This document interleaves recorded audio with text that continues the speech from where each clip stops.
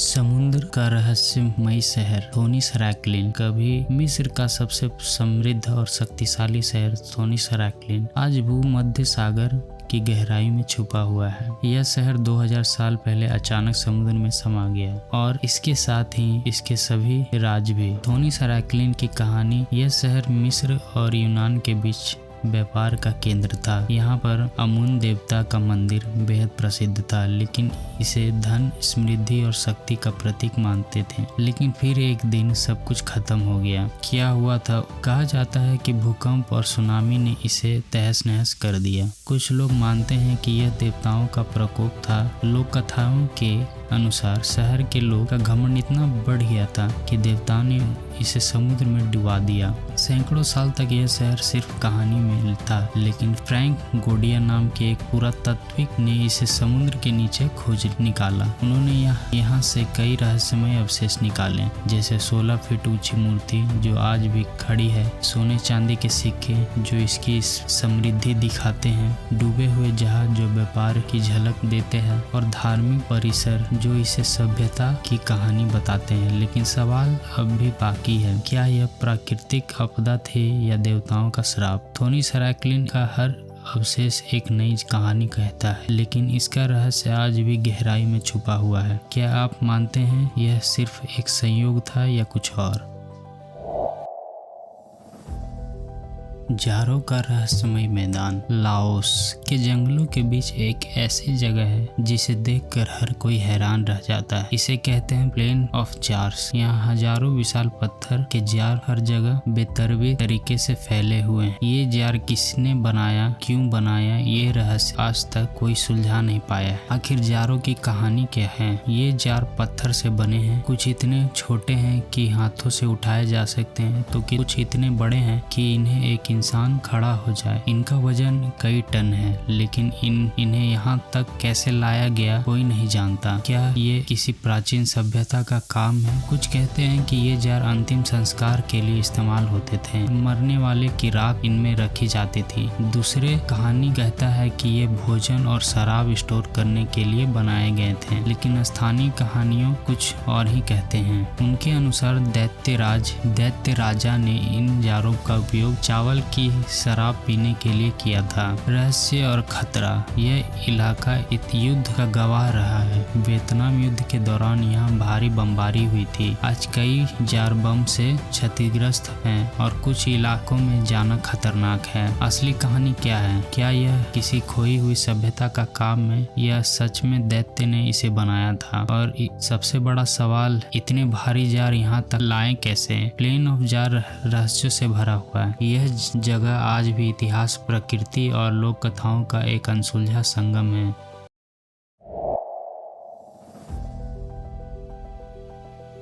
Guanabara खाड़ी का रहस्य। ब्राज़ील की खूबसूरत गुआनाबारा खाड़ी, जहाँ समुद्र और प्रकृति का मिलन होता है, ऐसा स्थान है जो सुंदरता के साथ साथ रहस्यों से भी भरा हुआ है।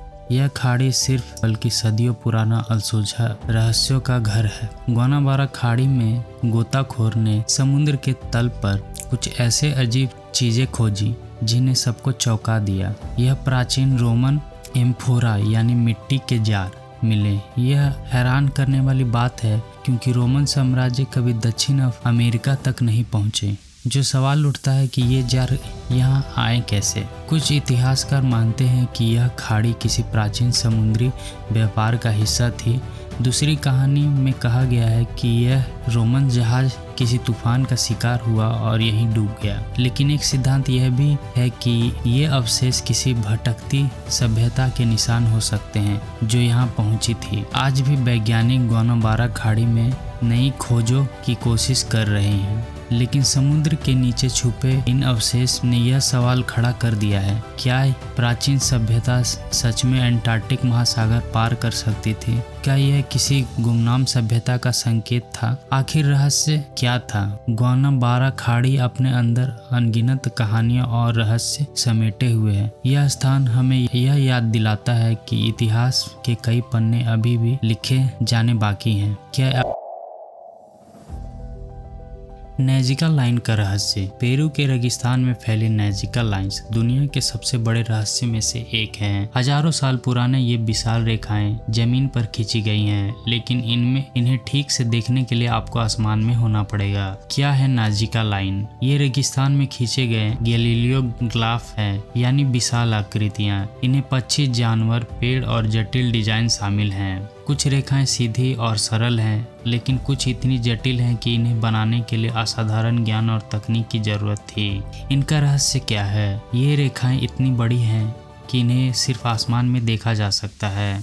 कौन सी सभ्यता ने इन्हें बनाया और क्यों? वैज्ञानिक मानते हैं कि ये नाज़िका सभ्यता ने 500 ईसा पूर्व से 500 ईस्वी के बीच बनाई होगी। इसका सिद्धांत और लोक कथा के अनुसार कुछ लोग मानते हैं कि ये रेखाएं तारों और ग्रहों को दिशा दिखाने के लिए बनाई गई थी। दूसरी धारणा कहती है कि ये देवताओं को प्रसन्न करने के लिए बनाई गई थी। सबसे चौंकाने वाला सिद्धांत यह है कि ये एलियन के लैंडिंग पैड थे। आज तक अनसुलझा रहस्य। नाज़िका लाइंस का रहस्य आज भी वैज्ञानिक और शोधकर्ता के लिए एक पहेली बना हुआ है। इन रेखाओं को कैसे इतनी सटीकता से बनाया गया? क्या सच में प्राचीन सभ्यता के पास ऐसी तकनीक थी? नाज़िका लाइन का हर डिजाइन हमें अतीत के किसी छिपे हुए संदेश की तरह लगता है। क्या ये इंसानों का काम था या किसी और शक्ति का? यह रहस्य आज भी हमारे सवाल का जवाब देने के लिए इंतजार कर रहा है।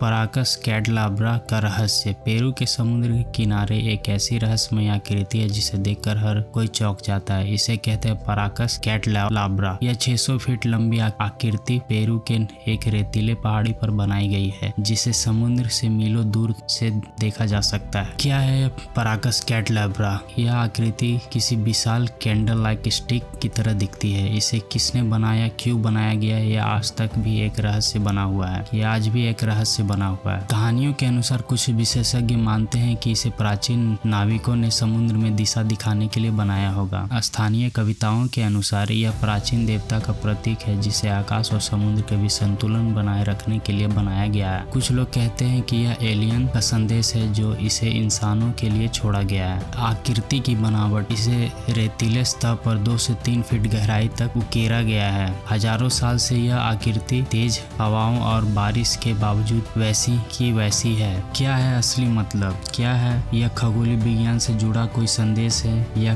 किसी खोई हुई सभ्यता का गुप्त संदेश? पराकस कैडलाब्रा आज भी एक अनसुलझा रहस्य है। यह हमें प्राचीन सभ्यता की जटिलता और उनकी गहरी समझ का एहसास कराता है। क्या आप इसे सिर्फ आकृति मानते हैं या किसी शक्ति का संदेश?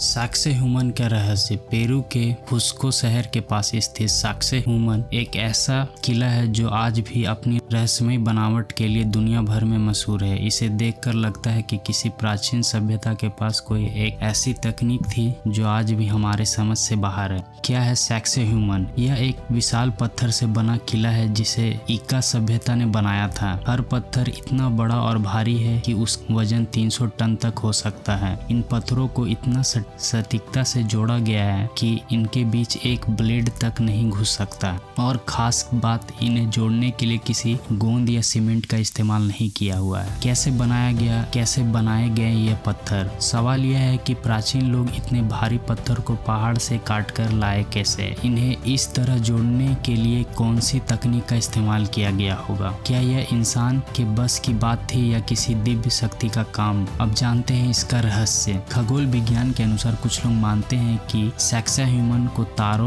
और ग्रहों की स्थिति के अनुसार बनाया गया था, और कुछ लोग मानते हैं कि प्राकृतिक आपदा से बचाने के लिए यह किला भूकंप रोधी और आज भी मजबूत खड़ा है। और कुछ लोग यह मानते हैं कि यह एलियन ने बनाया है। कुछ कहानियों के अनुसार इसे बनाने में एलियन का हाथ था, क्योंकि इतने विशाल पत्थर को जोड़ना इंसानों के लिए असंभव लगता है। क्या है इसका असली रहस्य? क्या यह एक विशाल किला था या कोई धार्मिक स्थल, या यह किसी खोई हुई तकनीक का सबूत है? साक्सेहुमन आज भी ऐतिहासिक और विज्ञान की दुनिया में एक ऐसी पहेली बना हुआ है। क्या आप मानते हैं कि इसे इंसानों ने बनाया या किसी शक्ति ने?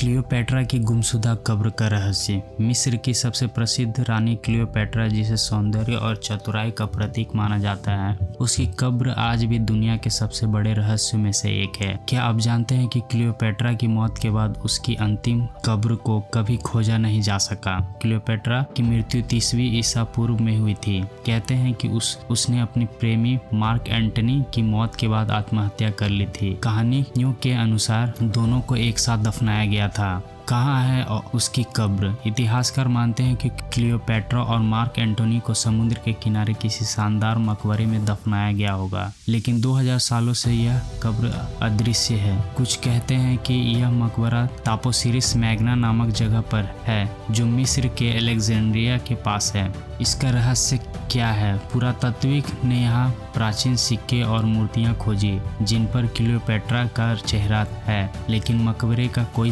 पुख्ता सबूत अभी तक नहीं मिला। कहानियों के अनुसार कुछ मानते हैं कि उसकी कब्र समुद्र में डूब चुकी है। कुछ लोग कहते हैं कि यह मकबरा इतना गुप्त था कि इसे कभी ढूंढा ही नहीं जा सकता, और कुछ का विश्वास है कि यह मकबरा आज भी मिस्र की रेत के नीचे छुपा हुआ है। क्यों है यह रहस्य इतना बड़ा? क्लियोपेट्रा की कब्र सिर्फ उसकी मौत की कहानी नहीं, बल्कि उसके समय के मिस्र की सभ्यता और इतिहास का खजाना हो सकता है। क्या आप सोचते हैं कि यह कब्र कभी खोजा जाएगा या यह रहस्य हमेशा बना रहेगा? क्लियोपेट्रा की गुमशुदा कब्र इतिहास का सबसे बड़ा अनसुलझा सवाल है।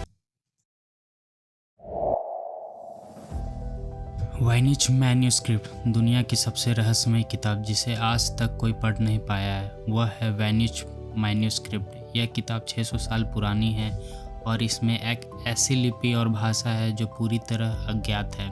क्या है वाइनिच मैन्यूस्क्रिप्ट? यह एक 240 पन्नों की किताब है जिसमें रहस्यमय चित्र और अजीबोगरीब भाषा लिखी हुई है। इसमें पेड़ पौधे, खगोलीय संकेतों और अजीब आकृतियों के चित्र हैं जिसका कोई मतलब नहीं समझा जा सकता है। इसे 1912 में विल्फ्रेड वाइनिच नामक एक बुक रीडर ने खोजा था।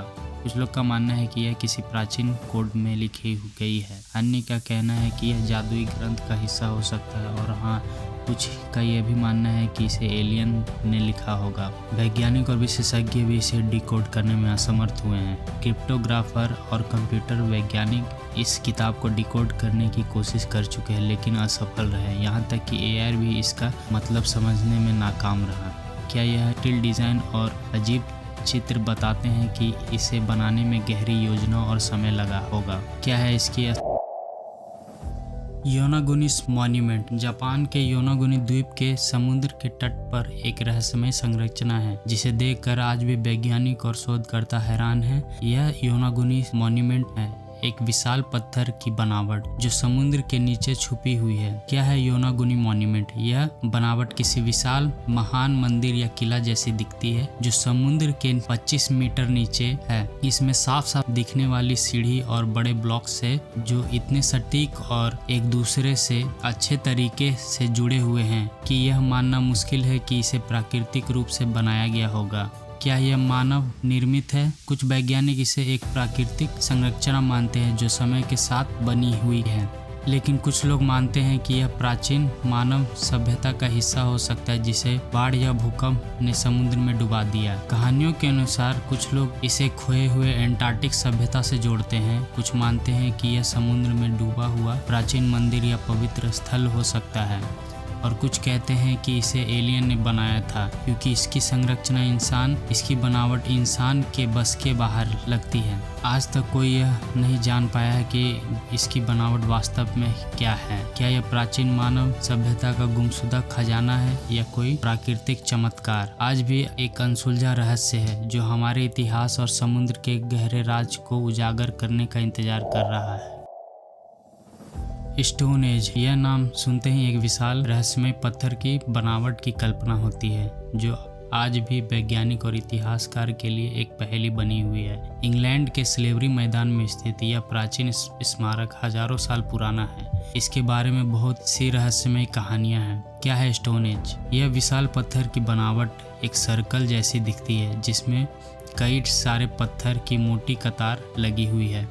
यह किले के आकार का नहीं बल्कि एक खगोलीय शास्त्र गणना प्रतीत होता है, जो सूरज और चांद की स्थिति बताने के लिए लगता है बनाया गया होगा। क्या इसका उद्देश्य था? वैज्ञानिक का मानना है कि यह संग बनावट धार्मिक स्थल हो सकता है, जहाँ लोग देवता की पूजा करते थे। कुछ लोगों का मानना है कि यह खगोलीय शास्त्र वेधशाला थी, जहाँ प्राचीन लोग ग्रहों और तारों की गति का अध्ययन करते थे, और कई लोग इसे स्मारक और अनुष्ठान से जोड़ते हैं, जहाँ विशेष दिन और रात की स्थिति में इसे ऊर्जा का केंद्र माना जाता था। कैसे बने ये विशाल पत्थर? सवाल यह उठता है कि इन विशाल पत्थरों को कई दूर से खींच कर लाया गया था। क्या यह एलियन का काम था? एक और रहस्यमय तथ्य यह है कि स्टोन एज बनावट इतनी सटीक है कि आज भी यह तकनीक और घटना का निर्धारण करने में मदद करती है। कुछ लोग मानते हैं कि यह पत्थर एलियन द्वारा बनाए गए थे, क्योंकि उस समय इंसान के पास इतनी उन्नत तकनीक नहीं हो सकती थी। एक सिद्धांत यह भी है कि स्टोन एज किसी पौराणिक शक्ति को आकर्षित करने के लिए बनाया गया होगा।